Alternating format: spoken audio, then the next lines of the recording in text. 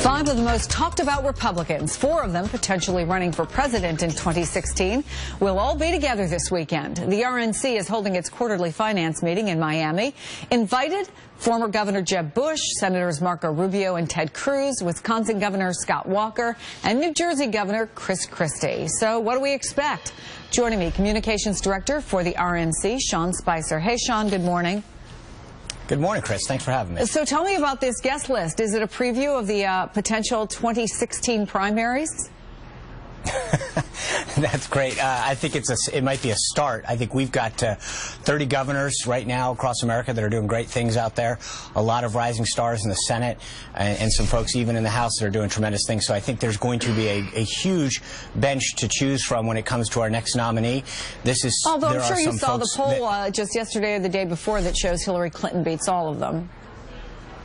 I think we're 4 years out. We're, what, 3.5 months from the last election. I think that's a lot of things can change between then and now. And I think if you look at some of the things that our governors in particular are doing in terms of reforms, balancing their budgets, they're going to have a tremendous record, whoever our nominee is to run on. So, well, let me ask you about I would say the most popular governor, at least according to the polls in the country, and in a blue state at that, Governor Chris Christie of New Jersey, of course. You invited him. CPAC did not. Is this a sign of the philosophical divide within your party, Sean?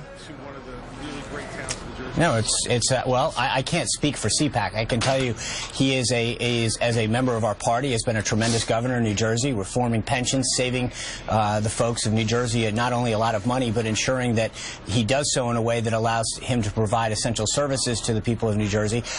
So as a leading governor, he's definitely someone in our party that is out front, as is Governor Jindal, as is Governor McDonald, as is Governor Schneider, Kasich, Corbett. I mean, the list goes on and on and on. Governor Scott down in Florida. And so we've got a tremendous amount of talent at the gubernatorial level out there doing great things for the people in their state. And I think when it comes to 2016, whether it's one of those governors, some of our top senators, there's not going to be a lack of top talent to choose from. Well, let me go down to the congressional campaign level. The DCCC raised $6.1 million in January. The RNCC, 4.4. They say, the Democrats say that's their best fundraising month ever. Do you have numbers for February, and are you going to get outraised?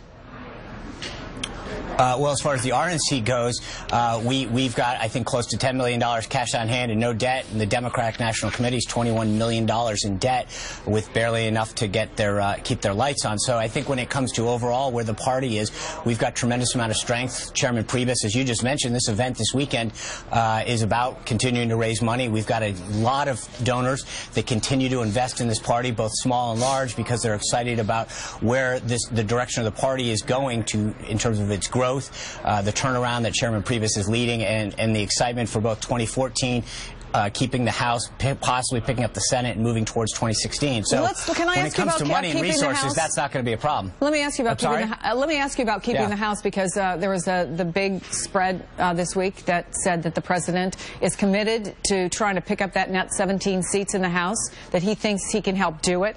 In fact, let me read a quote here from the Washington Post. Obama has committed to raising money for fellow Democrats, agreeing to help recruit viable candidates, and launched a political nonprofit group dedicated to furthering his agenda and that of his congressional allies, not to mention, Sean, the formidable machine that he put together in his successful re-election campaign. How concerned are you?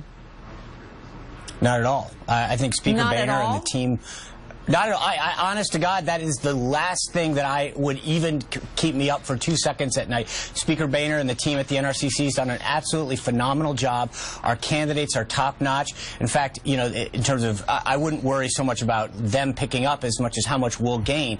I think we're in a very, very strong position in the House. They have it's not just about the campaign side of this. I think that what you're seeing on the sequester, controlling spending and things, we've got an agenda that resonates with the American people.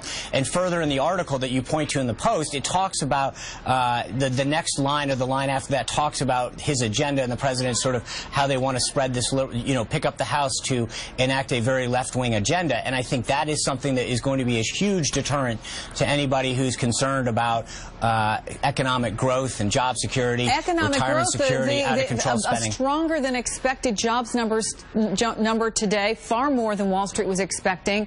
Looks like it's going to be another record day on Wall Street. So isn't it moving in the right direction? Isn't the economy moving in the right direction, and even more strongly than was expected?